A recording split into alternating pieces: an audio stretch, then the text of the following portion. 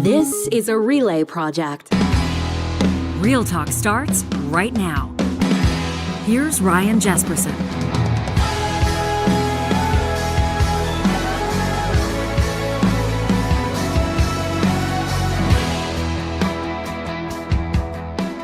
Welcome to this episode of Real Talk.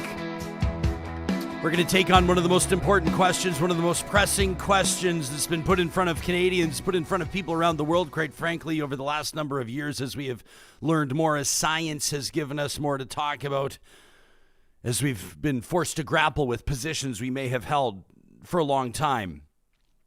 We're talking about fighting in hockey today. Mario Canseco is going to join us in just a second. He's the president of Research Co., and they got new numbers out. And before you roll your eyes, let me tell you something. Full disclosure here, cards on the table. I support fighting in hockey. I think hockey needs fighting. There is disagreement in my own home on this subject matter. I guarantee there will be disagreement in our chat, in our email inbox. I guarantee there will be disagreement when we post our unofficial, unscientific Twitter poll on this. But Canseco's about to roll out some numbers that show that the majority of Canadians, including those that identify as true hockey fans, want to see fighting gone from the game.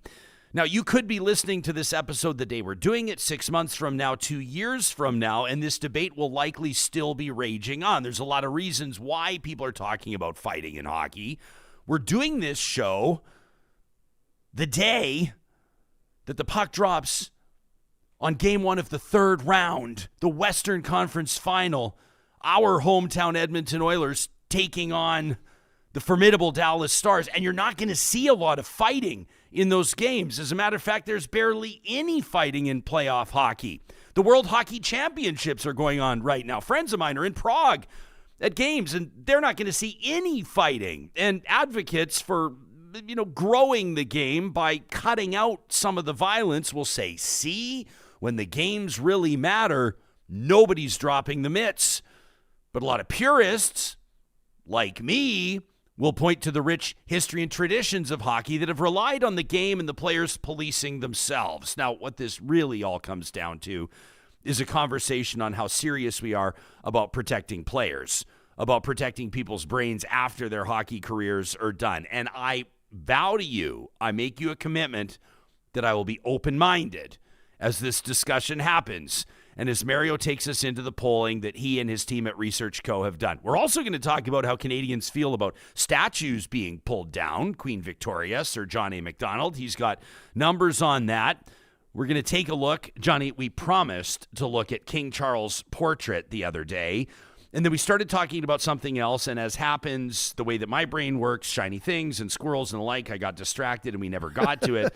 But the universe has given us a reason to revisit that story because Princess Kate has a portrait out now, and not everybody loves it.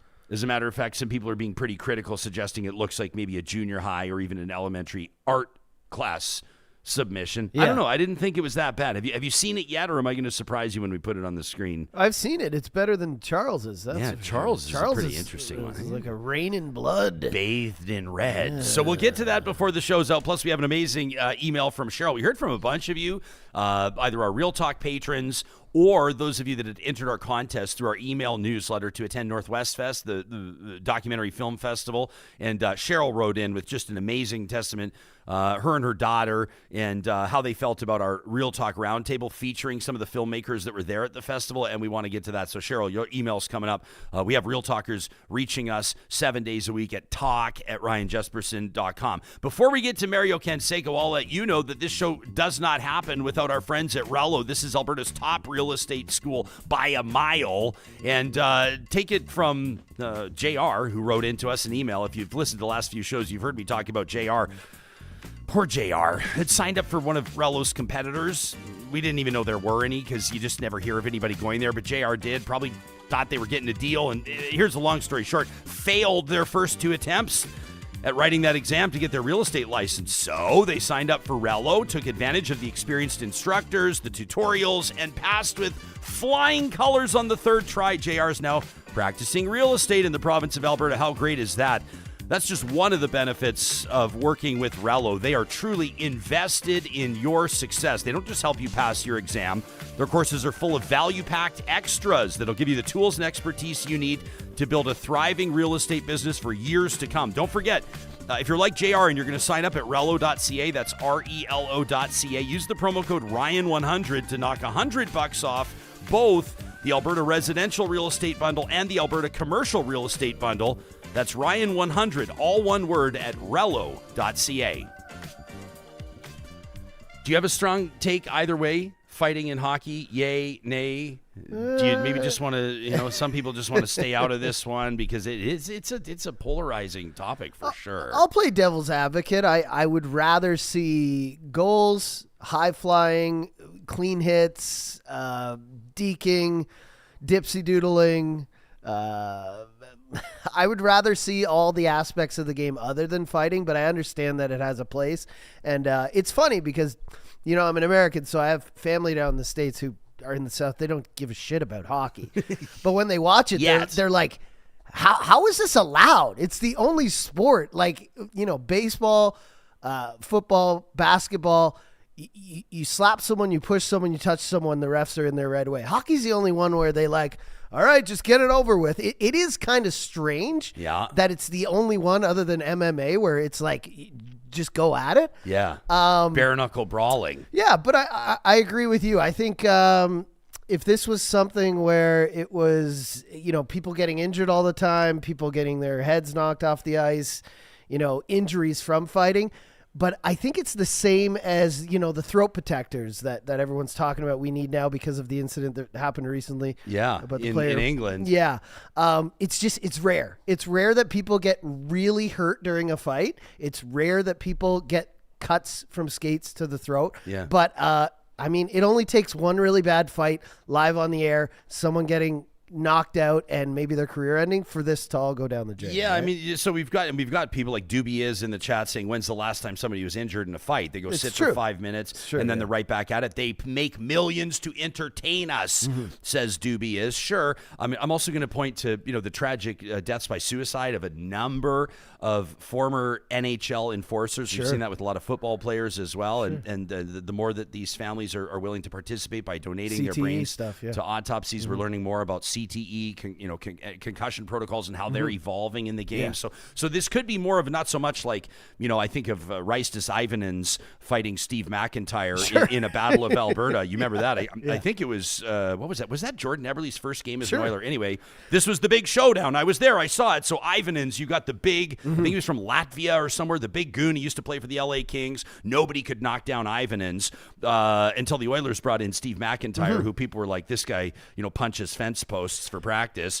And you'll remember McIntyre one-punched Ivanins. You see a 6'5", 6'6" guy go down cold, hit his head on the ice, never played another game. So there's that. Those big guys, they're few and far between now. Like the game is all about speed. It's 100%. All about, but you do have those, like Matt Rempe is one of those guys this year who in New York clearly is there to be an enforcer and fight, but those guys are few and far between. Back in the day, you had 4 or 5 of these guys on every team who are fighting all the time. But the other thing is the skilled players, they know that's not their thing. You're never going to see McDavid drop the gloves. You're never going to see Bedard drop the gloves. They know to stay. From time to time. You know what I mean, though? They stay away from it. And I think the other players know as well now, too, that those guys just aren't going to go. Yeah, you are right about the evolution of the game. Yeah. Not a lot of heavyweights, but boy, has Matt Rempe ever caught on the Rempire State Building. He's taken us back the pride 20 of the years. New York Rangers. He's taken us back 50 years, you could argue. Mario Canseco is the president of Research Co. He analyzes and conducts public opinion research and has been doing so for more than 20 years. We love having him on the show. Hey, good to see your face, my man. Which Canadian city are you coming to us from today? I'm coming to you from Vancouver. So okay. Let's not joke too much about what happened last week. We can move right on. We'll keep it classy, Mario. It's a big day, and everybody's talking about playoff hockey. Obviously, hockey fans, both the passionate ones and the casual ones, not going to see a lot of fighting in playoff hockey. It happens from time to time, but it's very, very rare. You and your colleagues have done some pretty interesting polling on fighting in hockey. What put this on your radar? We were interested in this back in December of 2021. We asked some questions. We had some ideas on what was happening, particularly with the situation related to the enforcers. And we re-asked the questions because we're in the middle of the hockey playoffs, of course. And it's always polarizing. I've been doing this for a while, and the thing that really floods the inbox, there's really three topics where people come back and say, how did you ask this? Why did you ask this?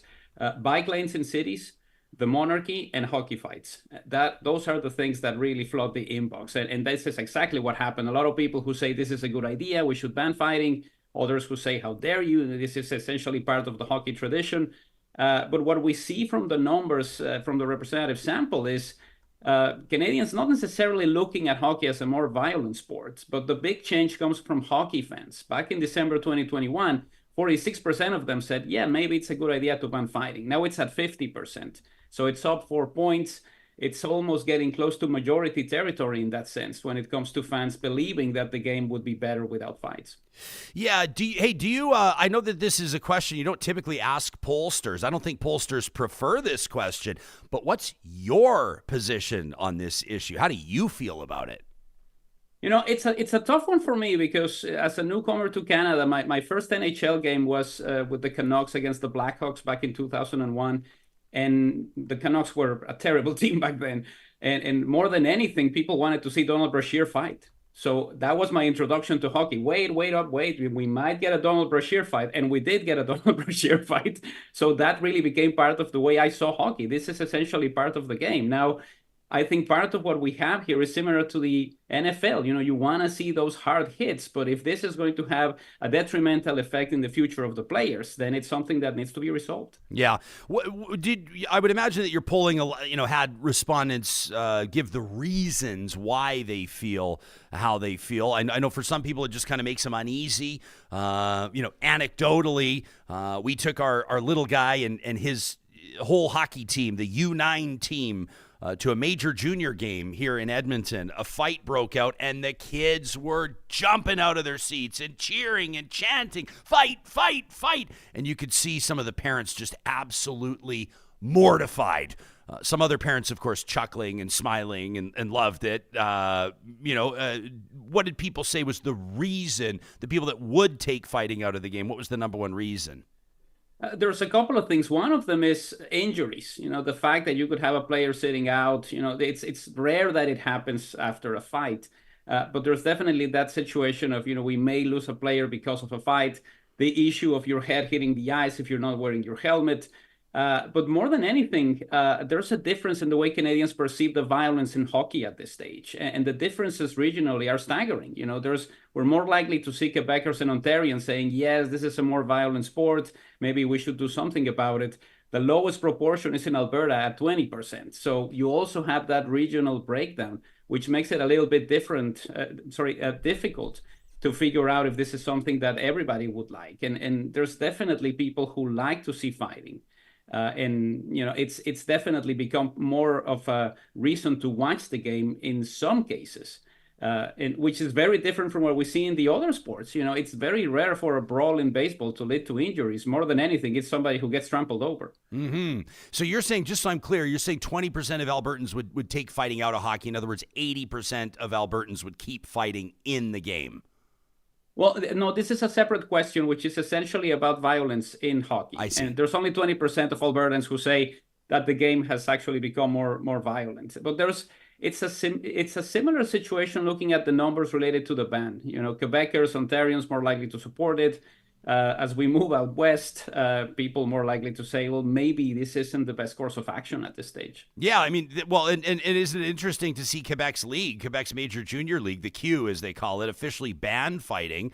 It'll result, what was it, Mario? I think 2023 that they put this into effect, an automatic ejection very recent, yeah. With a possible suspension. And I know that hockey watchers, so to speak, people in particular, scouts and people watching, how players' trajectory can work from the major junior, sort of the U20 age level into the possibility of pro hockey, wondering if ultimately this could hurt players from the Q, if there's going to be kind of a stigma, like they won't understand the full game. They won't understand how to protect themselves. They don't understand the culture of protecting your teammates or impacting the flow of a game. Do you buy into that? Did the poll respondents buy into that, do you think? It's a tough one to assess because you're ultimately looking into the future. Yeah. I did some research for the Rick Hansen Institute back in 2013 related to headshots. And the idea was, should we ban headshots for players who are young? Do you want to expose a kid who is 14 or 15 years old to headshots? And the notion was, if you don't do this now, by the time they hit 18, 19, 20, they're not going to be ready for the type of hits that they're going to be getting. So it's a bit of a chicken and egg thing. And I think that is what makes any regulation related to hockey fights very difficult to implement, because ultimately what we have is the opportunity for the referees themselves to have some leeway. Okay, we'll let these guys fight a little bit. We'll do something that lets them get it out of their system in a way, which is not where most professional sports are moving. Now it's all about computers. Should we have a strike zone so that we no longer have to depend on somebody calling strikes? Look at soccer. We are now looking at centimeters when it comes to offside. So everyone else is moving more towards an automatization of the refereeing, and in the NHL it's all about, well, we'll let these two guys fight a little bit. This is kind of interesting as well, because you've polled Canadians on how they feel, their attitudes around hockey. And I'll ask you to take us into this. I don't want to make any assumptions. It doesn't appear to me as though your polling touched on any of the off-ice controversies that the hockey world has seen over the past while, yet still the numbers show that some Canadians, a not insignificant portion of those polled, have developed a more negative attitude toward hockey. So I'm clear, this is all based on what they're seeing on the ice? Yes, we haven't gotten into all of the controversies related to Hockey Canada, which have been many, as you know. Yeah. We wanted to focus on the effect that the actual perception of violence in the game has on people. And it's pretty much 1 in 4 Canadians who say, I would encourage my kids not to play hockey. I think it's a very violent sport and maybe they should do something different. Roughly the same proportion who say they would watch fewer games because the game has become just too violent. And also 24% who say they would refrain from buying things that are being advertised by companies during professional hockey. But this is more related to the violence of the game more than anything else. There's so many other topics that we want to get into, particularly everything that happened with Hockey Canada and the trial happening in Ontario.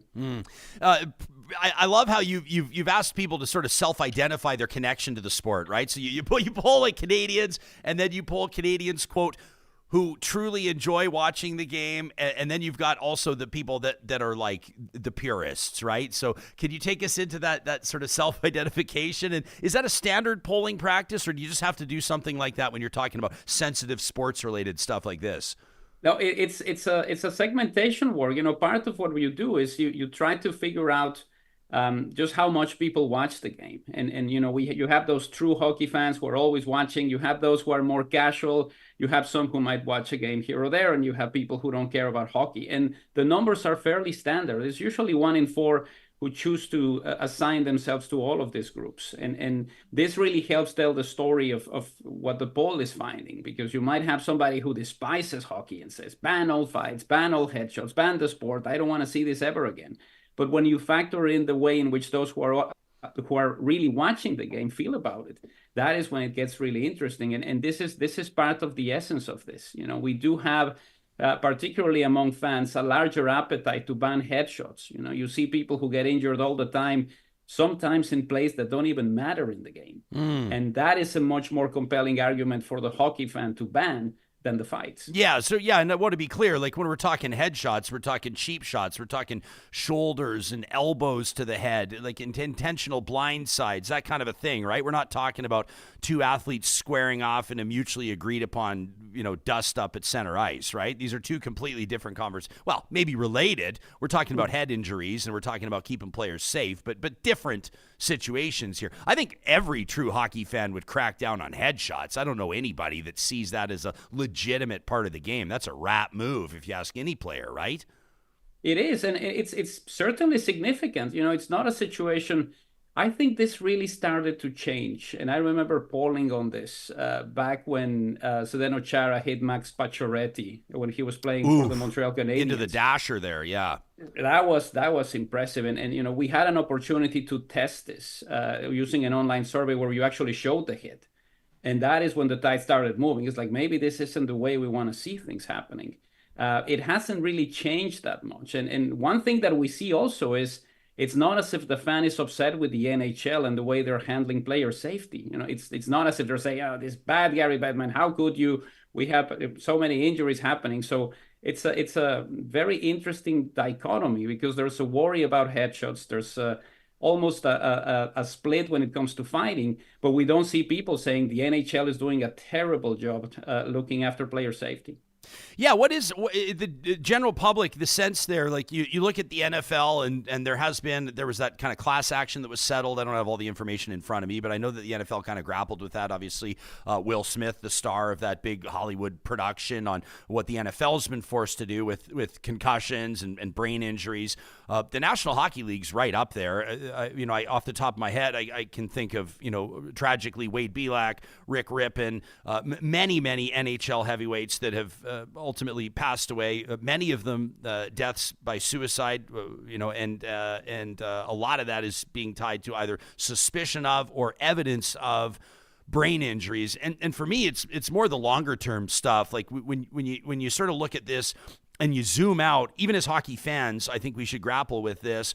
Are we okay with, like somebody said earlier in the chat, these guys make millions of dollars to entertain us, which is true. But like, what is our expectation of what comes with that? Are we okay with guys not being able to walk or not being able to remember their kids' names? Or, I went to school with Adam Deadmarsh's sister, Pam. I remember her telling us stories of Adam excusing himself from the family holiday dinner table because he was downstairs in the basement wearing sunglasses in the dark because his concussions were so bad he couldn't be around anybody. Are we okay with that? Does that come with the territory? It's not every alumni that will deal with that, but some are and some will. So where is the onus? Who is the onus on to grapple with that, right? Do we all as a society, as fans, have to have a more serious conversation around that? I think we probably do, if I'm being honest. You can tell I have a position on this, but I also feel like it's subject to change. I almost feel like I'm talking out loud and changing my own mind on this from time to time. I wonder if the average person's experiencing the same thing. I would say it's similar to what we see with other types of injuries. And of course, I'm not trying to compare a sprained ankle with a concussion that is going to have effects for the rest of your life. But look at the way baseball dealt with artificial turf. This isn't helping. We got to figure out a way to make this better. Similar situation with the NFL. You have a lot of data that tells you this is going to be problematic for the players now and in the future. And part of the complexity with the CTE situation is that we can't study what is happening with people who are already here. You have to do that after they die. So, medical advancements might allow us to do something that is a little bit better in studying the brains of those who are already here before we have to do something down the road. And I think that is part of the complexity here. There's so many people who look at that data and say, well, that really could have been anything else. We don't really know if that was caused by the concussions or the hits or the headshots or whatever else that could be there. It's ultimately, I think, in the hands of the medical science. They might be the ones who can actually tell us what is going on and establish unequivocally that there's ties to the headshots and the hits that this sports people receive and the negative effects that they have on the rest of their lives. Yeah. Hockey players referred to, there's a brand, Violent Gentlemen, acknowledging that men and women play hockey. There's not a lot. You and I talked about this when the PWHL launched, Johnny. There's not there's no fighting in the women's game. There's not a lot of hitting, though there is some body contact. They sure as heck when they launched it said there wasn't going to be hitting, but there's been a lot. Yeah, there is. There's a lot of contact, but yeah, I don't know. Well, but you think of where, Mario, I don't know if you knew this, but so Johnny and I worked together for 7 years. Before we were doing this, we both worked for the Edmonton Oilers. Johnny was their official DJ for a lot of years, and I was their in-game host. I was the Jumbotron guy. So together we were the hype machine. T-shirt toss. T-shirt toss. But Johnny, you remember? Arguably, you could certainly make this argument. The only thing that could get that crowd louder than McDavid or Draisaitl scoring a goal would be a fight. Yeah. Right? Yeah, and like hockey fans, I mean, you see it, Mario, when you go to games in Vancouver, and you'll be able to be back there again in September, October. Don't worry, you'll be back. But Johnny, I know everybody that goes knows what happens when a fight breaks out. You've got like 17, 18,000 people on their feet. And to me, that's always been kind of a telltale thing. Like when it all comes down to it, and Gary Bettman can't say this crassly or this directly, but those are the 18,000 people that each paid $175 to $500 to be in there, and those are the people ultimately that are voting with their wallets, and those are the people that appear to love fighting, right? So you got to wonder, at the end of the day, that's not exactly credible court evidence, but that's probably what matters or what says a lot to league executives. Would you agree? It's definitely part of it. I think we're seeing that in other sports. The NFL has tried to crack down on contact with wide receivers, for instance. But the highlight package is always going to have those hits, even if there's 3 or 4 during a game. You want to show that hit. It's a play that didn't really matter that much, but there's an appetite for that type of highlight from the fan base. And I think that is definitely part of what is happening with the NHL. Here's a goal, here's a nice assist, here's a nice save, and here's a fight. And that definitely becomes part of the way we're looking at the game, especially people who are exposed to the game for the first time. New Canadians, people who are growing up and watching hockey. It will become part of what they see. And it's not something that you can take away from the game that easily. That's a great point. You do poll people based on ethnicity, or not based on it. Can you explain? I could phrase that more less or more delicately, probably. You have people identify their ethnicity as part of the polling, and it appears to have factored into the numbers a little bit. It does. We see significantly higher numbers from Canadians of South Asian descent, and we know how important hockey has become to that community, particularly here in the lower mainland of BC. 75% who say they would like to see an end in fighting. Numbers are lower for East Asian Canadians, European Canadians, or Indigenous Canadians. So we think it's an important layer of analysis, particularly because of the way the game has been sold to new communities. I think that there has been a significant change in the way the NHL has been trying to have access to some of these new Canadians and to get them involved in the game. It's something that the NBA did remarkably well in Toronto, for instance, when the Raptors went in. Not so well in Vancouver, where we lost the Grizzlies after a few years. But it's an opportunity for those new communities to look at the game and say, well, this is what I like about it. I like the shots, I like the saves. Maybe I'm not that interested in the fighting. We're hanging out with Mario Canseco, who's the president of Research Co. You can read more about these findings. They've just released them within the last week. An end to fights in professional hockey seen positively in Canada at researchco.ca. We'll link to it in the show notes. Mario, can we keep you for a few minutes? Can I talk to you about people pulling statues down? This is really interesting research your team's done. Gladly, yes. Let's stay. Okay, more with Mario in just a quick second. I want to remind you that this conversation is happening with the support of incredible Real Talk partners like our friends at Complete Care Restoration. You've heard me say this 100 times if you're a regular. This is our only sponsor that hopes you never call them.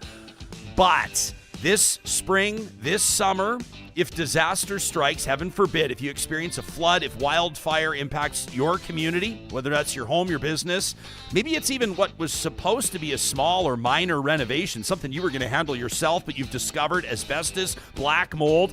Do not take that into your own hands. Leave it to the trusted and trained professionals at Complete Care Restoration. They've got more than a quarter century of experience restoring properties and rebuilding peace of mind. You can see them and check out their work. Make contact with them. They respond 24/7 at CompleteCareRestoration.ca.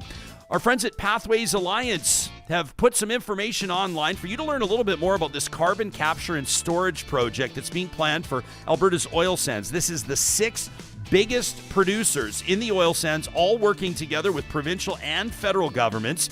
You heard Jobs Minister Randy Boissonnault talking about Pathways Alliance a few weeks ago here on the show. They know that curiosity is crucial for progress, and that's why they're working together to lower emissions in Canada's oil sands as global energy demands change.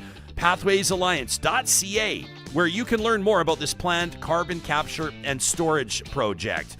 And this is a note to those of you that are looking to get your gardens in this weekend. If you're doing that in the province of Alberta, make sure you visit your local Friesen Brothers. There's 17 of them across the province now, and their garden centers are open. Now, why go to a Friesen Brothers garden center? Well, number one, you're going to find that their majority of their plants, the majority of their shrubs, even their peat moss is actually from Alberta. That means that they're perfectly suited for the Alberta climate. It means your investment's going to go further. Your yard's going to look better.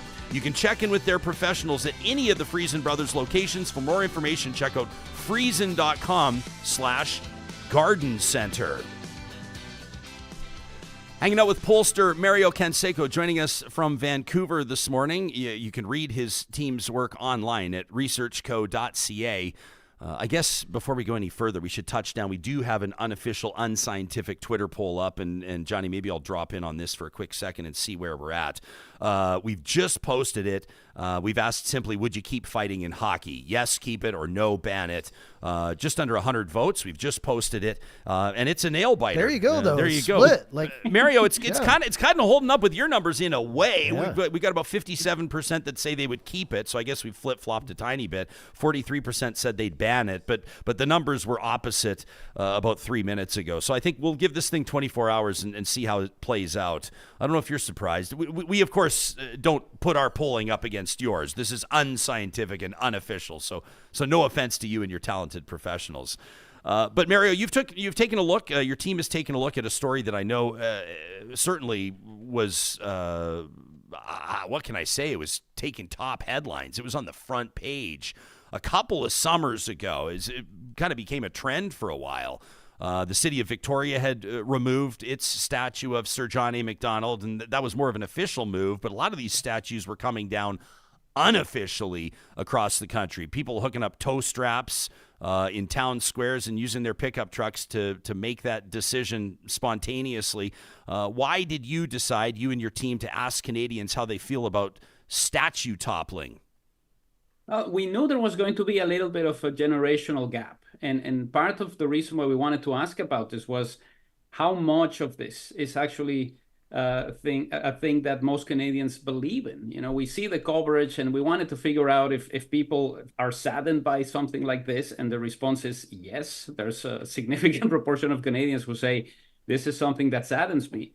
But what we also found quite interesting is how very few people believe that it's an effective form of protest. You know, we see Canadians who say, I see the statues being toppled, but I don't know where we're going with this. You know, okay, so let's say you're upset with Sir John, you're upset with Queen Victoria, you tear down the statue. What does that accomplish? How is that helping reconciliation with Indigenous peoples? How is that making us a better country? And what should happen in the place where those statues were actually toppled? And those were the two surprises of the survey. You know, people essentially saying, I don't see the point in this, but also saying, if you took down one of those statues, you need to replace it with something that is similar to what was there before. So essentially not really giving into that mob mentality. Younger Canadians, those aged 18 to 34, more likely to look at this as something that is effective, but not by a large margin. And I think this is also part of the confusion that this causes. You know, this was not only a national story, but an international story as well. You know, it was surprising for the media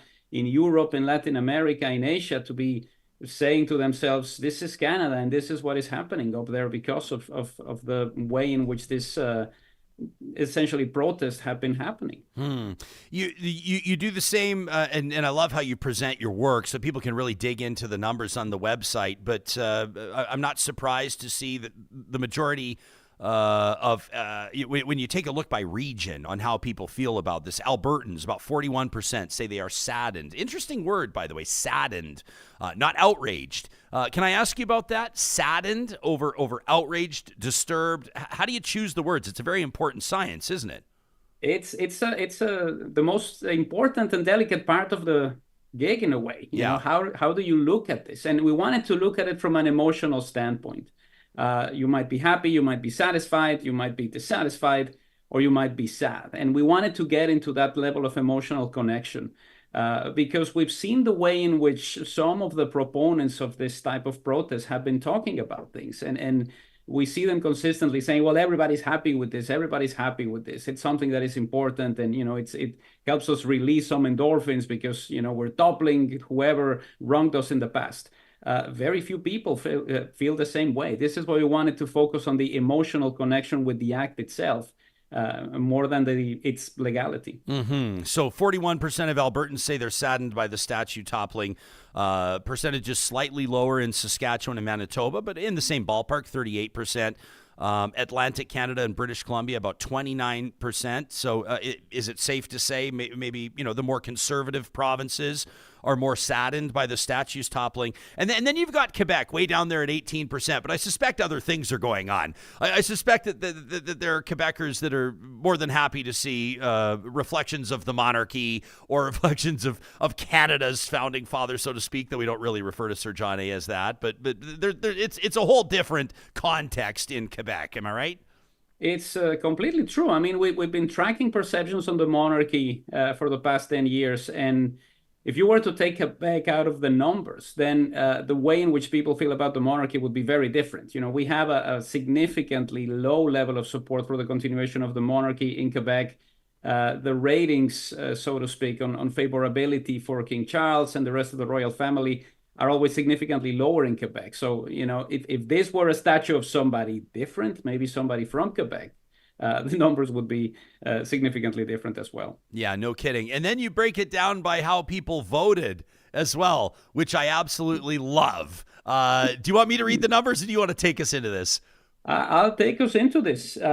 If you voted for the NDP, you're more likely to say that you're happy or satisfied with this, 27%. If you voted for the Liberals, 17%. If you voted for the Conservatives, 11%. So there's that tendency of the NDP voter to say, yes, we're going to take it to the man and we're going to go out there and we're going to march. This definitely shows in the numbers, whereas only 11% of Conservatives say this is something that should be happening. So a very clear political divide when it comes to this. But where all of the politics really converges is in whether this is actually effective. It's been 2 years since this started.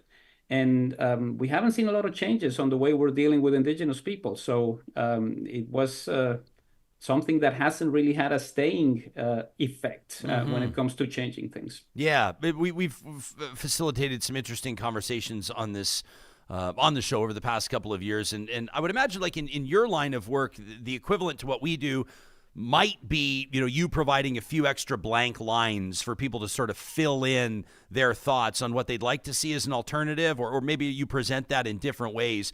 But I'm always curious to pick people's brains, even just casually out in the wild, out in public, when a subject like this comes up and people are talking about it.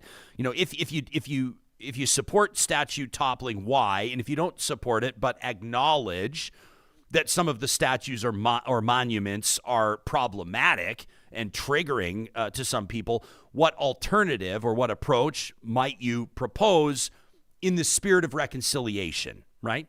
And some people have talked about, well, how, the plaques or the placards there need to be updated with updated information. We need to acknowledge, the ills or the wrongs and the context. Others have said, well, the statue can come down from, outside City Hall, or in Edmonton, we've got Churchill Square. I know a lot of people, don't prefer that. And there's many, many examples across the country. They've said, well, the statue shouldn't be defaced and vandalized, but could be moved, like you said, to a museum where there'd be context. Is that part of the poll? I mean, did people come up with sort of maybe their alternatives or what they'd like to see reflection of meaningful reconciliation? Like you said, there maybe hasn't been a lot over the last couple of years. Well, the one thing we saw on the feedback forms, which was quite astonishing in a way, was how many people were dissatisfied with this decision being taken by councils. What we saw in the city of Victoria, for instance, council shouldn't be here telling us what to do or how to do it. There's got to be a way in which you have the actual opportunity to essentially provide your feedback yourself for something like this to happen. And the numbers are very clear on the idea that whatever was taken down has to be replaced by the same person. So there's got to be a better process to do something like this. I think there's a very negative view of the way in which this happened. And when you get the coverage, that motivates somebody to do this again or to do this in a different municipality. And I think that is pretty much what happened 2 years ago. There were so many things that should have been discussed, and we got lost into the imagery of the statues coming down without actually having a serious conversation about how to deal with reconciliation. Yeah, no kidding. Mario, it's always so good to pick your brain. You and your team doing such great work at ResearchCo. People can check it out online at researchco.ca. I want to pump up one really cool element of your website first before we thank you for your time. This featured content, if people scroll down just a little bit, you ask Canadians, all things considered, do you have a positive opinion of the following countries? And people can see how public opinion on different countries has evolved or changed over the past 5 years. Fascinating to see how our opinions on Italy and Japan, the United States, kind of ebb and flow. But look at that. Our opinions on the UK just steadfast. They don't even move. A 76% positivity, so to speak. Is that just the special relationship Canada has with the UK? What is it? It hasn't moved. It hasn't budged in 5 years, right at the top of the list. It's right at the top of the list. We do very well. When we look at that graphic, what's really striking is to look at the United States, doing well, then COVID-19 hits and it drops dramatically. Then Joe Biden gets elected and it starts to grow a little bit more. The other number that has changed dramatically is Russia. It started with a lukewarm situation. Then after Ukraine, just dropped dramatically. So it's a fun graphic. We're due to ask this again in a couple of weeks. Yeah, not criticizing your work, just saying it's a shame that Israel's not on there. It'd be fascinating to see what that number would do. Hey? We've been tracking this for a while, and I'm struggling with whether to add more countries when I don't have the tracking data, but we should ask it. Awesome. Hey, great work, Mario. It's nice to see your face again, pal. Thanks for doing this. It's my pleasure, Ryan. Go Oilers, City of Champions. Hey, there you go. Pure class from Vancouver. That's Mario Canseco, president of ResearchCo.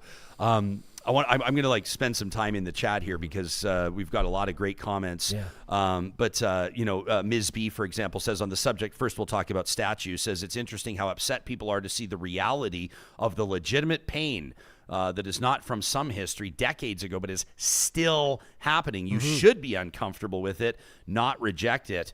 There was another comment that I wanted to read from, it was from Tracy, a really good one, who said, imagine being forced to display photos in your home of somebody who abused you, stole from you, did you some kind of a harm. Why should people continue to be honored when discovered to be no longer honorable? I saw somebody else, I think it was Rick, in the chat, pardon me, but here it is. He says, does anybody else think you can't judge people of the past by today's standards? That from Rick, which is also an interesting question. A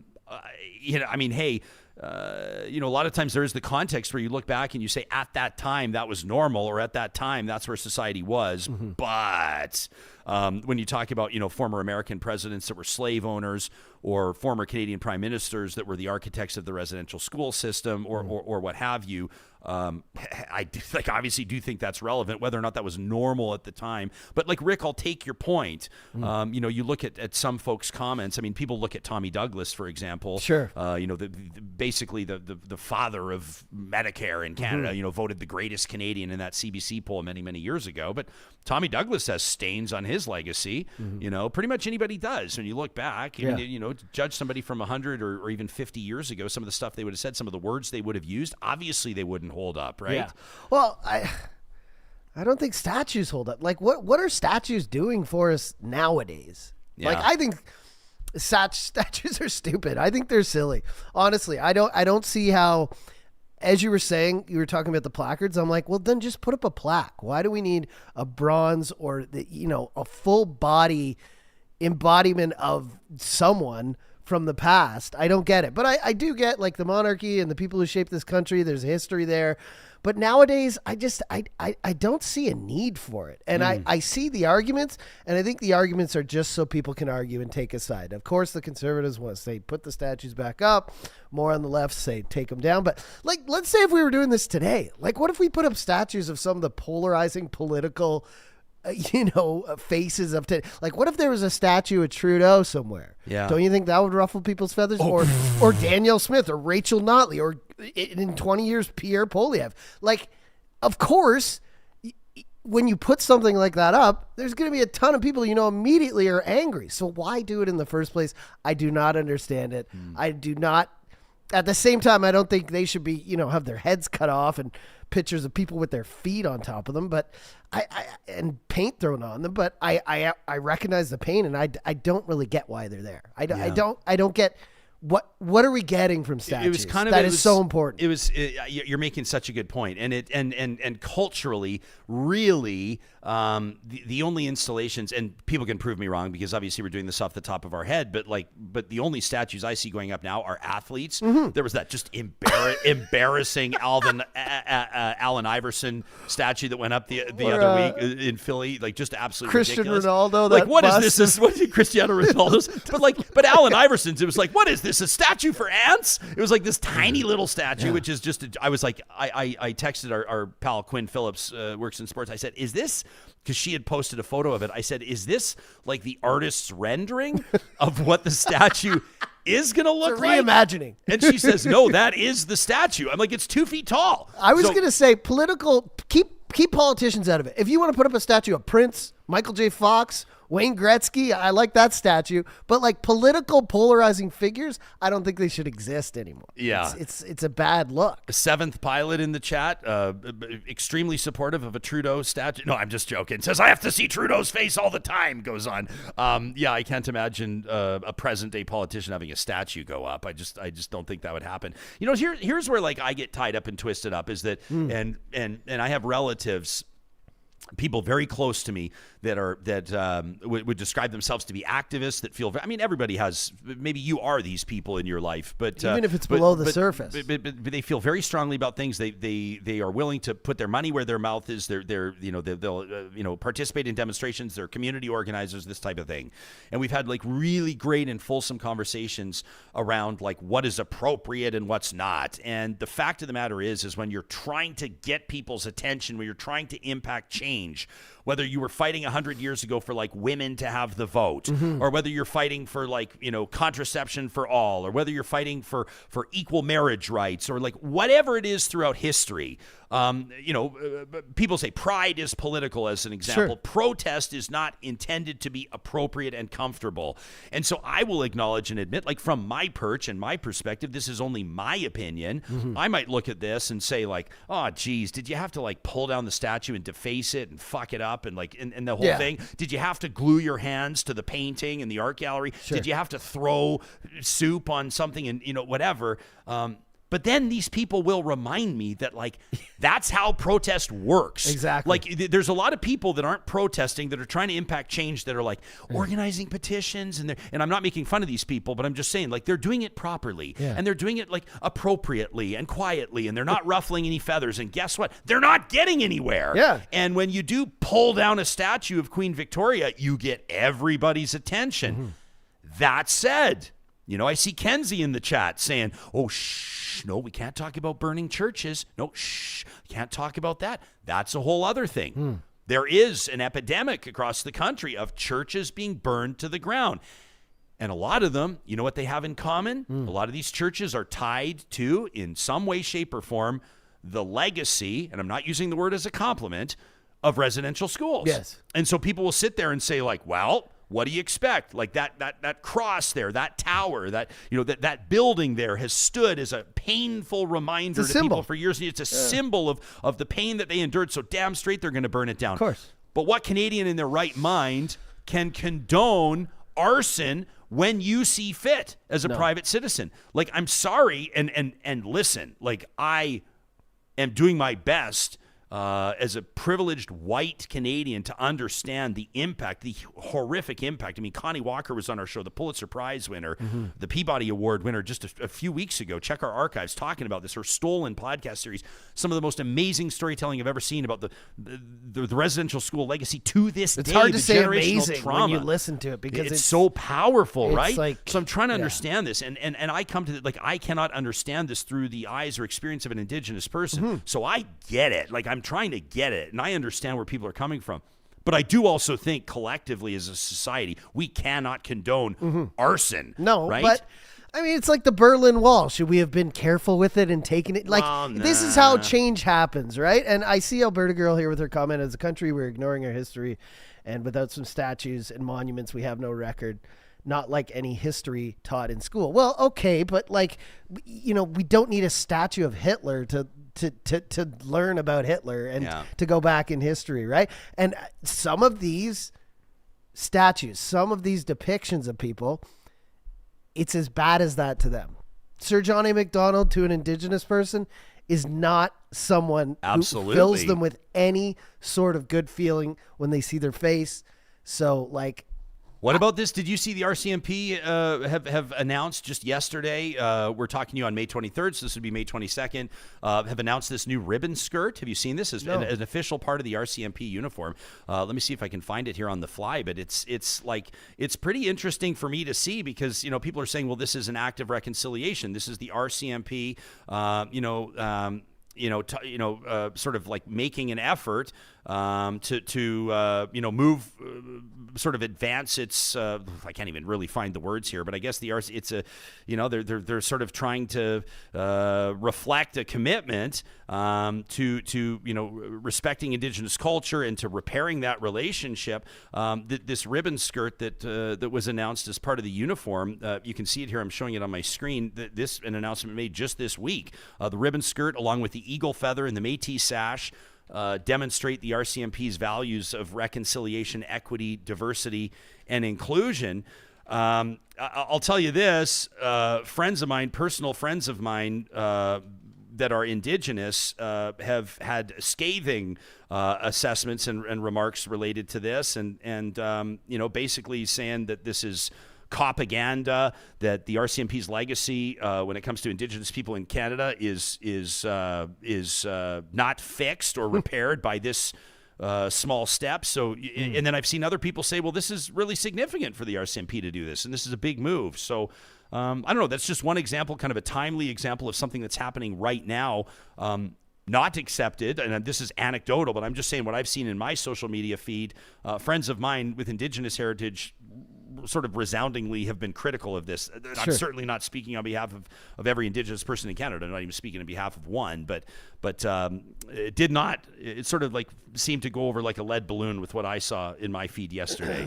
I saw it too, and I was like, this is probably not going to get the reaction they're hoping for. But do you like the effort? Sure. Yeah. More comments in here saying, just about history and, changing names, taking down statues. I'm just saying don't put any more up. And the ones that are there, like, let's just, But that's the true question is, what do you do with the ones that are there? I mean, if they're being toppled, every year, just take them down. I mean, I don't see what a statue is doing for us. It's not teaching us anything. Nobody sees a statue and is like, oh, I've learned something today. You learn that in school. You learn that in history books. You learn that on Google and nowadays AI. But you know what I mean? Like, I want to get back to when we come back from this. We got to fit in a real quick break. But I saw a question from Gilles in here about how I'd feel about my kid in the context that we were talking about fighting in hockey. How I'd feel about my kid fighting on the playground. And I don't think it's the same thing at all, but I do want to touch on it because I think it's a fair question. We appreciate your tough questions. Kind of part of the whole point. We put tough questions in front of you. You put them in front of us, and we hash them out here on the show. So that's coming up in 60 seconds. But first, a quick shout out to those of you, and I always wonder if this is going to land with just the one right person. Maybe you're driving the Coca-Cola right now. Maybe you're on your way to go visit your friends or family in Kamloops. But you don't know once you arrive there. You want to live there. You want to hang out with them, your friends. Maybe you grew up there, but what are you going to do for work? Or maybe you're driving down to Lethbridge right now. Maybe you're on the road listening to Real Talk on your way to Calgary or Edmonton. Guess what? Kubi Renewable Energy has headquarters in each of those Canadian cities, and they're looking to staff up right now. Kubi is young, growing, and reshaping the energy portfolio in Canada. They keep the pace fast. They keep the beer cold for their Friday happy hours with their staff. They play freaking road hockey on Fridays, you guys. But they're also the busiest solar installers in Western Canada. If you've got your ticket as an electrician, if you're an apprentice, if you're a salesperson, if you have experience in designing solar systems, if you're an expert in office management, in HR, they'd love to talk to you. Check out the careers link at kubienergy.ca. And if your plan this summer is to get organized, to declutter for good, to give yourself the peace of mind that comes with having a custom closet or a custom design storage solution, you're going to need to check out californiaclosets.ca. We love getting testimonials from real talkers, and we got an email a short time ago from Beverly, which we absolutely loved. Beverly said she figured she couldn't afford California Closets, but when she heard about them on Real Talk, she decided to take advantage of that free consultation. Well, long story short, they did the 3D rendering of her project. The quote came in, and it was the most affordable one that Beverly had received. So she decided to go ahead with California Closets. She's loving the lifetime warranty. We love hearing from real talkers like Beverly, who took advantage of that free consultation and now is enjoying California Closets. Check them out online and tell us about your experience with their amazing design team. I definitely shouldn't have said AI should teach history. That's not what I meant. That seems like a bad idea. I put in picture of Connor McDavid and Dallas Stars in battle yesterday, and it was, I don't even want to talk about what it spit out at me, but yeah, AI's not ready to do much of anything in the way of teaching yet. Well, the thing is, like, we got to treat AI like we treat Wikipedia, and that is like you don't really necessarily know what's factoring into it. You give it a lot of facts, and it can do something well with it, but it's not like it's not there yet. It's not a wealth of information. Give it 2 or 3 years, and it's going to continue to blow our minds. An update on our unofficial unscientific Twitter poll here, and it is tight. We got about 150 votes. Look at this. So 52% say keep fighting in hockey, 48% say ban it. We'll report back on this on tomorrow's episode, on our May 24th episode, and see what the final results are. But to Gilles' question, Gilles says, and I don't have it in front of me, Gilles, the chat's going off today, which is awesome. But basically said, how would Ryan feel about his own kid, fighting on the playground? He said, because that's, who these kids' heroes are, is these NHL enforcers, and this is what they're learning. I think that this is kind of it's either maybe a very simple question or maybe it's a bit of a complicated question, and every parent would probably feel differently about this. I think that we're raising our kids to know and understand that violence is not the answer. Violence is never the answer. And if my kid were to be starting fights on the playground and assaulting other kids, then we'd have a real problem on our hands. I also hope that if my son was bullied or attacked and needed to defend himself, that he would be able to capably defend himself. I don't know. Maybe every parent kind of feels differently about that. Violence is never the answer. And obviously we sort of train our kids or equip our kids with the knowledge, like I think most parents do, to understand when you need to go talk to an adult or when you need to remove yourself from a situation. But I'm also not beyond kind of the premise that, like, if somebody is pinning you down and pummeling you, like in the old 80s Hollywood flicks that we all loved, I'm thinking of like some of my favorite Christmas movies, of kids getting like knocked down and bullied and whatever, that my little guy will be able to stand up for himself. And, probably not everybody agrees with that. I know that a lot of folks raise their kids with the kind of the turn the other cheek mentality. Maybe turn the other cheek once, but I don't think you turn the other cheek 15 times in a row. Is that a fair response to the question? It's a slippery slope. I think it's good to teach. Look, I'm not a parent, so I'm not going to get in there and pretend I know what it's like. But I do think that you have to teach people to stand up for themselves, to have some pride, to not let people push them around. On the other hand, that can go totally wrong the other way. And when we're talking about back to hockey fights, I think this all changed like 20 years ago. And we all remember this. This was Steve Moore and Bertuzzi. Todd Bertuzzi, This was 2004. I think this is when the shift really started. And people were like, because before then it was like, yes, revenge. You've got to, you got to have enforcers to police, what goes on the ice. You've got to have revenge. You've got to have a reaction to something that happened. And this was something where, when this happened to Steve Moore, I don't think anybody in a second had that feeling inside them like this was a good thing. We all knew this was horrible. This was a tragedy. A guy's career was ended. He could have died. Like this was really bad. And this is when the shift happened. So same thing on the playground, Ryan. I think you can teach kids to defend themselves. And again, I'm not a parent, so I'm not going to say I'm the end all on this, but it can go bad. A kid can get in a rage and try to defend themselves and end up hurting someone else who maybe is just, making fun of them and not necessarily being super violent. So I don't know. It's a slippery slope. But I do think you should teach kids to not take shit from people. Yeah. I mean, for sure. Seventh Pilot says kids in today's world need to be taught how to defend themselves. I mean, I think everybody should know how to defend themselves. Tracy says, so do parents literally say to their kids, hey, son, fighting is something for adults and professionals, not kids? Yeah, I mean, I don't know. I think that we're, if you start having a conversation about fighting and the conversation is including fighting on the ice in the National Hockey League and kids scrapping on the playground, that doesn't make sense. That conversation doesn't make sense. Plus, violence, like the real world, violence happens. People get mugged. People get you can't just say leave it to MMA, because real life, you may be out on the street one day and faced with where you have to defend yourself, where you have to stick up for yourself, right? So or stick up for somebody else. Interesting. We won't spend too much time on this, but I just thought it was kind of funny because we intended to talk about the King Charles portrait last week. Although, beautiful. What do you want to say? If you're listening to this on the podcast, you've probably seen it anyway. But this was the one of His Majesty, which I'm still getting used to saying. It's splashed in red. It's kind of the first official portrait of King Charles, and it sort of had mixed reaction. It's a striking image of kind of the common theme I've seen from people responding to it online, is that it's like his hands are washed with blood. This is the blood of the monarchy. Obviously that's what a lot of people have been. That's kind of been their take on it. It's a very different royal portrait. This looks like if I had a nightmare about what King Charles's reign would be like. This looks like a reimagining in I don't know, it's like a bloodlust theme. It doesn't. I don't know who thought. It doesn't appear to be flattering. No, it doesn't.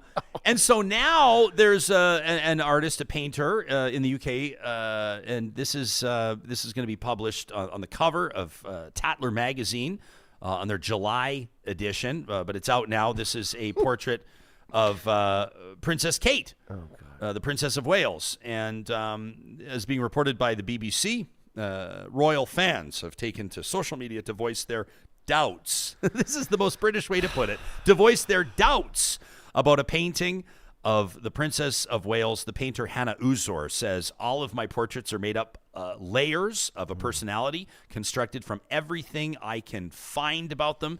Acknowledges that royal paintings are always likely to divide opinion. A lot of people are saying it looks like a bad junior high art project. This is I just think it's just a little bit different. I don't know, Ryan. We talked about this. I hate art. I look at this and I'm like, how is this good? But at the same time, I love art. I love music. I love people who paint, do graffiti, dance, sing, I love all artists, so I don't want to judge them. But at the same time, is my brain does it not work that way? I know it does, because I'm a semi-artist myself. I'm out there, I'm doing music and whatever. But when I look at that, I think this does not strike me as top tier art. But then again, I don't know. Yeah. And yeah, it's got us talking. I don't see layers of personality to this. Do you? Maybe we're just not smart enough to understand it. Again, I don't want to make fun of it. I don't want to make light of it with everything, with the announcement. She's also, battling cancer and stuff like that. So, I'm just saying, beat it. She's going to beat it. In general, I have a problem assessing this form of art, painting and art in general, especially when it's worth millions. I always look at it and I'm like, who assesses this? Who says this? I think it's just one of those things. It's like when you're opening a restaurant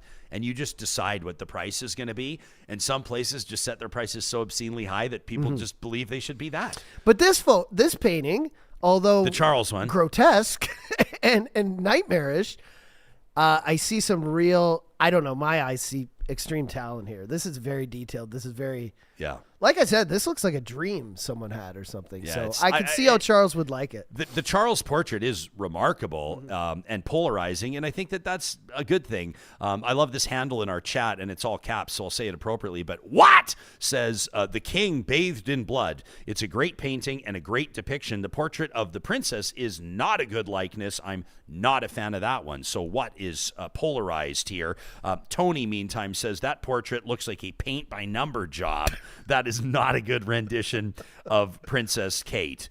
Okay, so there you go. You can let us know what you think about this. I don't know, maybe that feels like a good flamethrower submission. We got that coming up on Friday's episode, presented by our friends at the DQs of Northwest Edmonton and Sherwood Park. Your chance rather to blow off a little steam. Wanted to let you know, Rob M, that we've got you locked and loaded to lead us off tomorrow. Rob M took a political survey online and is pissed about the end result. So Rob's going to lead us off on the flamethrower coming up on our May 24th episode. Before we wrap, I wanted to get to this email from Sheryl, and this is great. Johnny, you remember just a couple of weeks ago, our Real Talk Roundtable, we called it the Art of Storytelling. It was a Filmmakers Roundtable. I'm showing it to you on our YouTube archive right now, but you can find it wherever you get your podcasts as well, obviously. And we featured some of the films that were showcased at NorthwestFest, Canada's longest running documentary film festival. And one of those films was The Wounds Within,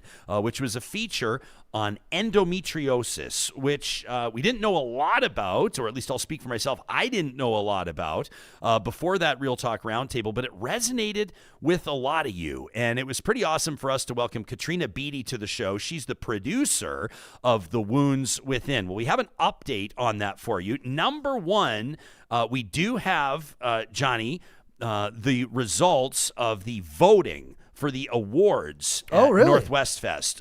And I wanted to get into this. The audience awards have just been announced by the team at NorthwestFest once that festival wrapped, of course. And so now they've been tallied. And I'm happy to tell you, and how cool is this, when we planned our Real Talk Roundtable, we didn't know this ahead of time, obviously. There were about 20 films we could have chosen from. But The Wounds Within, which was directed by Laura Brovald, actually took away top honors for Best Alberta Documentary, which is absolutely fantastic. It also took the number one for the top audience favorites. So NorthwestFest ranks, or they collect the numbers, they collect the audience votes after every doc. People can fill out their forms. People can fill out their forms at the end of the festival. The top 5 audience favorites. Fourth overall was Send Kelp, which we also had featured on our roundtable. Number 3 overall was Billy and Molly, an otter love story, which we talked about during that Real Talk Roundtable. And check this out as well. How cool is this? The Wounds Within taking top spot. There you go. That was number 1 overall for the top audience favorite at NorthwestFest. When we sat down with Katrina Beatty, can we load up that clip? She joined us in studio. Now, she's the producer of The Wounds Within, this feature on endometriosis, and she talked to us why it was so important to her that this film get made. It's been studied and researched, and study after study find conclusive evidence that shows that when men say they're in pain, we say, yes, we believe you, here's a medication, that is physical pain, there you go. When women say they're in pain, we say, we think that probably it's psychosomatic and you should talk to a therapist. And it's not like, I mean, that sounds so simplistic, but this study proved that. And there are countless studies that prove it. And we see it over and over and over and over and over again. And yet still the way that we're treating women, it's like, I guess it's changing, but maybe slowly. Like, we still want to discount women's pain in the same way I think we discount a lot of what women say is true in their lives. So that frustrates me to no end and makes me angry. And so then we made a film about it. So that was Katrina Beatty hanging out with us on May 3rd. If you want to check out that episode, I recommend it. Storytellers, filmmakers, talking about the process, talking about some really neat subject matter. Sheryl wrote us an email after her experience at NorthwestFest, which I really appreciated. She said, Ryan, I want to especially thank you for your May 3rd podcast with the directors and producers from NorthwestFest. Absolutely amazing. I saved the interview with Katrina Beatty, who you just heard from, to share with my young daughter, who was recently diagnosed with endometriosis. It was so affirming and sad for her to hear that she was not alone in having her medical issues dismissed. My daughters took me to see the doc, Billy and Molly, the Otter Love Story, which, by the way, also won the award for Best International Doc, on Mother's Day. says Sheryl. Absolutely incredible cinematography. Felt like he hired Jimmy Choo to follow him around, and so touching. She says, spoiler alert, it's really more of a Father's Day love story, but absolutely amazing. And I saw that Ben's film about the cigarette surfboards, which we also featured in our roundtable, works of art, which makes no sense, but there it is, creating beauty out of litter. Sheryl says, one of the most meaningful parts of your show on the podcast, about an hour and 22 minutes in, when Katrina jumps in with armfuls of expressiveness, and Ryan, you say, I'm such a fan of your enthusiasm. You were mirroring her energy. Said, you made me a fan for life of Real Talk in that moment, and here's why. Sheryl says, I don't have any diagnostic skills, but birds of a feather, they can recognize each other. And my guess is that Katrina is probably neurodivergent like me. I don't know if that's the case. She says, like my daughters, like my husband, like my hairstylist, like many of my friends. Probably half of the world is neurodivergent, but we are only now taking up a little more approved space. Film would be a decent industry for those neurodivergent people. In my field, though, not so much. In schools, not at all. Most social expectations are built around neurotypical ways of socializing, which is really hard for neurodivergent people. So either we just learn to mask early and burn out socially because we can never actually be our true selves, or we don't mask and we just let the chips fall where they may, often living on the outer edges of social circles, of work circles. How does one explain that we can write perfect emails and texts, but also convey the absolute fatigue of writing and rewriting every single note, adding please and thank you and smiley faces and high five emojis and second guessing our tone? Am I droning on too much? Am I being too blunt? Never mind the social expectations that we make just enough eye contact, but not too much eye contact, that we be friendly, but not extra. Do you know how many cringe-worthy moments we as neurodivergent people have after interviews? Why did I wave my arms so much? Why did I overshare? We love oversharing. The internal wringing of our hands after public appearances takes a lot of growth to just go, that's me. I'm good. Sheryl says, my husband found his own ADHD as a young man after losing job after job where he would find deficiencies and faster ways to provide better results, but unintentionally disrupt the status quo of the workplace. This is how things are done.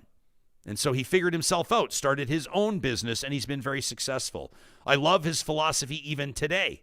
I'm not everyone's cup of tea, with a shrug and a smile. When did we all have to like the same tea, wonders Sheryl. So thanks for making space on Real Talk for interviewees that can color outside the lines. Your support for each of them and us creates ripples of kindness. That from Sheryl. That's one of my favorite emails that we've ever received on the show. I'm going to say, I know a great band name when I hear it, and Ripples of Kindness is right up there.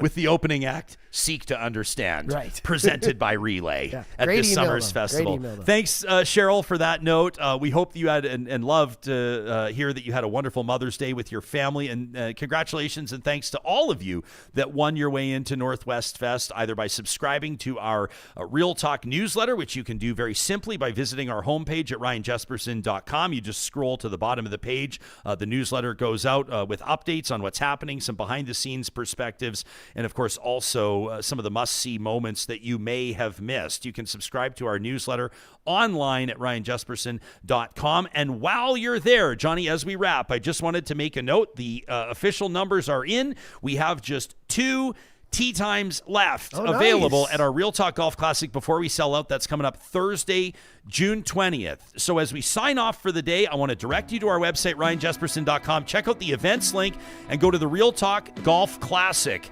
presented by our friends at CWB Wealth. And I'm putting out a specific call today. We have 3 holes, hole-in-one opportunities for $100,000 each, and a 4th where you can win a new vehicle. But we need volunteers, spotters, to sit on those greens in comfy lawn chairs and oversee it all. Does that sound like you? Send us an email. We'll talk to you soon.